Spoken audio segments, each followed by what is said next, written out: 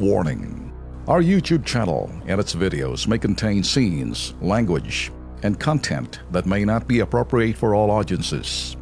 These videos include surveillance footage, undercover pursuit of suspects, actual police and rescue operations, and fearless confrontations.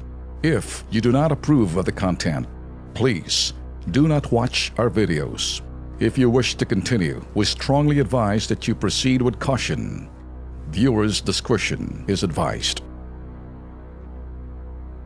Sa ilang bayan sa Camarines Sur, peligro raw na maaaring idulot sa mga residente. Ang mga poste kasi raw malapit ng bumagsak, pero electric cooperative na nakakasakop sa problema. Abay, kilos pagong. Alam niyo ba kung paano kakilos yung pagong? Baka kilos bulati pa to eh. Lagyan namin kayo ng asin para mangisay kayo. Medyo mabilis eh.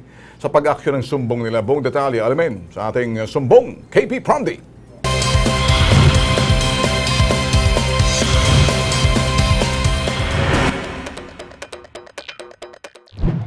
Sa probinsya ng Camarines Sur, ito ang tumambad sa aming problema.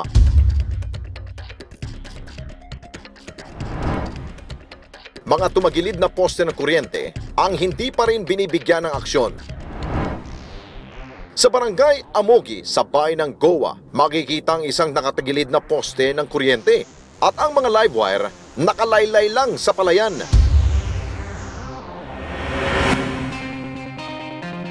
Pero ang ganitong klaseng problema, hindi lamang pala nag-iisa.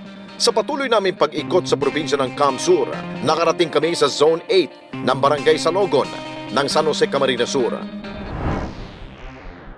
Isang poste rin ng kuryente ang nakatagilid sa isang bahay.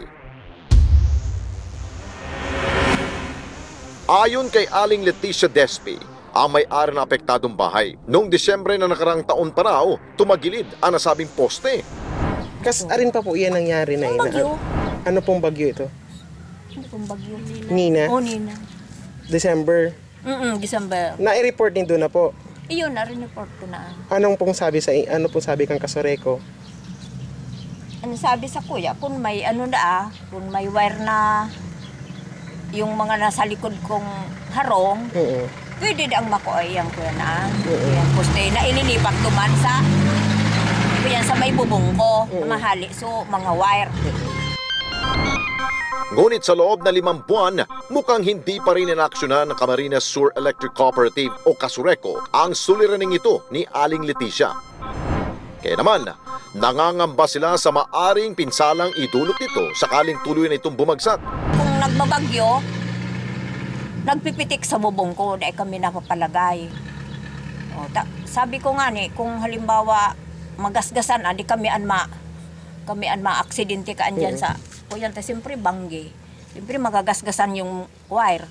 Kami an makukuryente.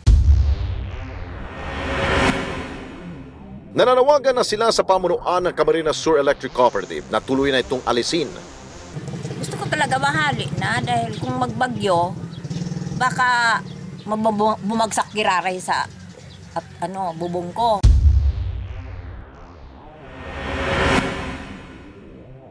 Sa pamunuan ng Camarines Sur Electric Cooperative o Kasureco, kilos prontong aksyon ang kinakailangan dito bago pa makadisgrasya ang mga poste at kable ng kuryente ninyo. Ito naman aksyon natin, sa off-cam, kilos pronto tayong nakipag-ugnayan sa Kasureco 4. Ito ang kanilang pahayag. Pakinggan. After the typhoon, yung restoration process, ongoing pa rin po naman kami, though we already energized our system. Personally, ako pumunta po doon, so nakita ko yung sitwasyon ng poste, and nakausap ko rin po si Mrs. Despe. We make sure na we make the necessary correction. So by this week po, i-schedule namin para magawa na po yun. I-schedule namin para magawa ito. Puro ka ngayon gawa. Alam mo, Engineer Ruvel James, respetuhin ka namin, Serrano, kayo sa network sa Kasureco, nakakahiya kayo. Hindi ba taga dyan si VP Lenny? Kaya kayo, umayos nga kayo. Nakilos pronto na kayo, ha? We went to action. Pati sabi nila, Bantayan na lang natin. may ginagawa silang mga pag-aayos ng mga poste. Ba't yung iniwan nyo kay Lola? Kaya nga. Di ba? Nag-iisa ho si Lola. Bakit hindi? Kawawa na. Ay, naku talaga. Nanawawa. Your explanation is okay, pero action po ang kailangan po ng kilos pronto. Okay?